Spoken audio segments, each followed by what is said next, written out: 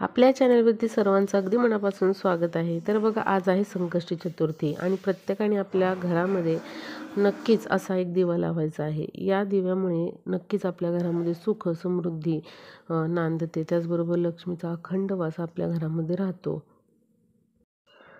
आपल्या घराकडे माता लक्ष्मी आकर्षली जाते.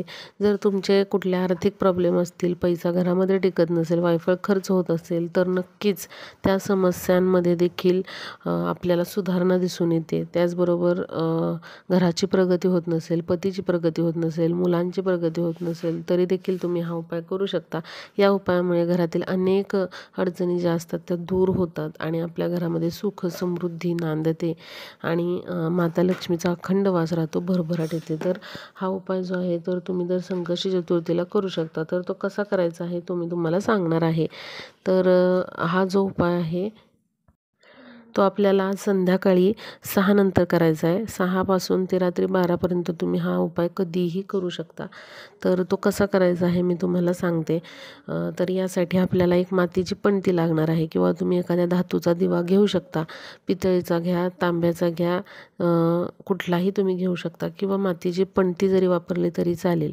यासाठी आपल्याला कलाव्याची वात लागणार आहे. म्हणजे लाल पिवळा जो धागा असतो कलाव्याचा, तर त्याची जर तुम्ही वात संकष्टी चतुर्थी दिवशी अशी दिव्यामध्ये लावली तर त्याचा खूप चांगला प्रभाव आपल्या घरामध्ये जाणवतो. यामुळे माता लक्ष्मी आपल्या घराकडे आकर्षली जाते. त्यामुळे नक्की तुम्ही कलाव्याची वात जी आहे ती दिव्यामध्ये वापरा. आता समजा कलाव्याची वात तुमच्याकडे नसेल किंवा तुम्हाला मिळाली नाही, तर तुम्ही काय करायचं आहे, जे आपली पांढरी वात आहे त्यालाच तुम्ही थोडंसं हळद कुंकू लावून ठेवा आणि अशी ही वात तुम्ही वापरा.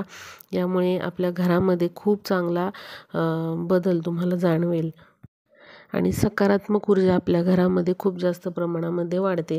तर बघा, कलाव्याचा असा धागा तुम्ही आणून ठेवा आणि प्रत्येक संकष्टी चतुर्थीला संध्याकाळी 6 ते 12 या वेळेमध्ये तुम्ही हा उपाय करू शकता. तर असा दिवा घ्यायचा आहे, यामध्ये कलाव्याची वात टाकायची आहे किंवा अशा प्रकारे वातीला हळद कुंकू लावून लालसर पिवळी ही वात जी आहे ती करून घ्यायची आहे. आता दिवा प्रज्वलित करताना यामध्ये गाईचं शुद्ध तूपच वापरा. बघा, जेव्हा आपण गाईचं शुद्ध तूप या दिव्यामध्ये वापरतो तेव्हा आपल्या घरामध्ये सकारात्मक ऊर्जा खूप जास्त प्रमाणामध्ये प्रवाहित होते. घरामधल्या ज्या काही निगेटिव्ह एनर्जी आहेत त्या दूर होतात आणि आपले काही अडलेली कामं असतात, जी विघ्न येत असतात कामामध्ये, ती देखील दूर होतात. जर तुमच्याकडे हे साहित्य उपलब्ध नसेल तर ते उपलब्ध करा. दर संकष्टी चतुर्थीला तुम्ही हा उपाय करू शकता. त्यामुळे गाईच्या तुपाची एक बॉटल तुम्ही आणून ठेवा, कलाव्याची वात आणून ठेवा आणि तुम्ही हा उपाय करायला सुरुवात करा. या संकष्टी चतुर्थीला आज नाही तुम्हाला जमलं तर पुढच्या संकष्टी चतुर्थीला देखील तुम्ही हा उपाय करू शकता. तर बघा, आपल्याला अशा प्रकारे तुपाचा दिवा लावायचा आहे आणि हा दिवा आपल्याला मुख्य दरवाजाच्या बाहेर लावायचा आहे. आपल्या दाराच्या उजव्या बाजूला तुम्हाला हा दिवा लावायचा आहे. दिवा लावताना एखादी डिश घ्या, त्यामध्ये तांदूळ घ्या, हळद कुंकू व्हा आणि असं दिव्याला आसन देऊन त्यावरती ही पणती किंवा दिवा ठेवायचा आहे. म्हणजे आपण दारामधून आत जाताना आपल्या डाव्या हाताला म्हणजेच दरवाजाच्या उजव्या हाताला असा हा दिवा आपल्याला ठेवायचा आहे. फक्त दक्षिणेला तोंड येणार नाही याची आपल्याला काळजी घ्यायची आहे.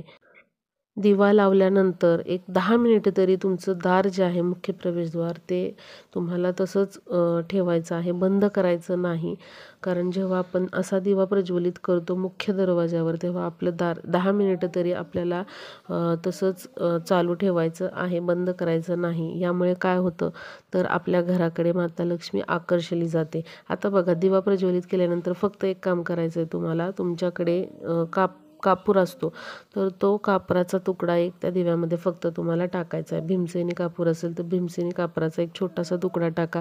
साधा असेल कापूर तर साधा कापराची एक वडी टाका आणि फक्त तुम्हाला तिथे हात जोडून ओम गणपतये नमः या मंत्राचा 11 वेळा जप करायचा आहे. शक्य असेल तर 108 वेळा जप करायचा आहे.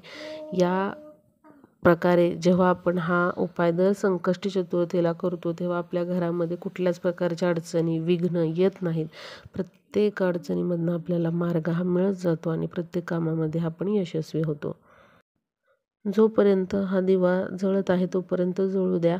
नंतर तो स्वतःचा स्वतः विझला तरी चालेल. तुम्हाला पुन्हा तो प्रज्वलित करायचा असेल तर तुम्ही पुन्हा थोडंसं त्यामध्ये तूप हे टाकू शकता.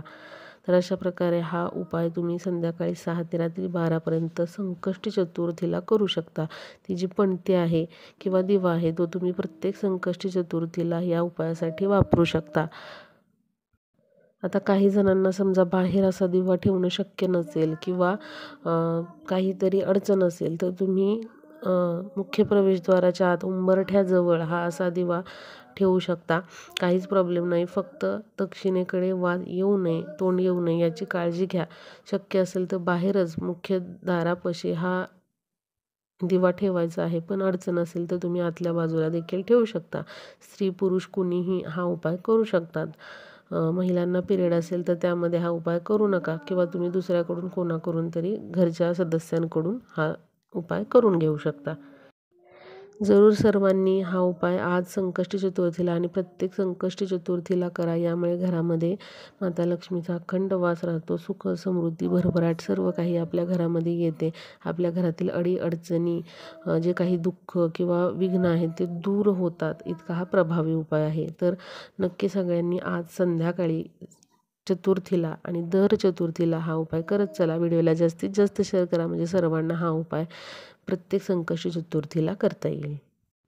आणि जे तांदूळ तुम्ही वापरलेले आहेत ते तुम्ही दुसऱ्या दिवशी पक्ष्यांना खाऊ घालू शकता किंवा एखाद्या झाडाखाली ते ठेवून येऊ शकता. म्हणजे जे काही जीवजंतू असतात ते तांदूळ खातील. तर अशा प्रकारे हा उपाय सर्वांनी करा.